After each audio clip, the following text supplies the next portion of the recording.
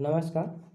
आज भोजपुरी का एक सॉन्ग लेकर आए हैं और 2-4 लाइन ही सुनाएंगे, ज़्यादा तो नहीं सुनाएंगे। आप लोग सपोर्ट नहीं करते हैं तो बड़ा वीडियो बनाने का मौका नहीं मिलता है। सपोर्ट कीजिएगा तो बड़ा ही मौका मिले और बनाएंगे भी, लेकिन सपोर्ट आपका मिलना चाहिए।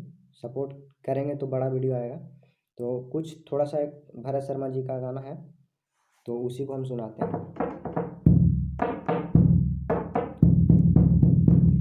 गोरिया चांद के अंजोरिया नियन गोर बाड़ू हो।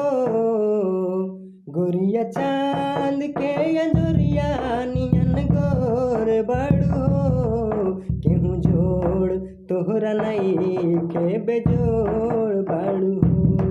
केहू जोड़ तोहरा नहीं के बेजोड़ बाड़ू हो। गोरिया चांद के अंजोरिया नियन गोर बाड़ू हो। केहू जोड़ तोरा नहीं के बेजोड़ बाड़ू हो। केहू जोड़ तोरा नहीं के बेजोड़ बाड़ू हो। तो मुखड़ा ही गाए हैं 2 लाइन का। आपको वीडियो अच्छा लगे तो ज़रूर सपोर्ट कीजिएगा।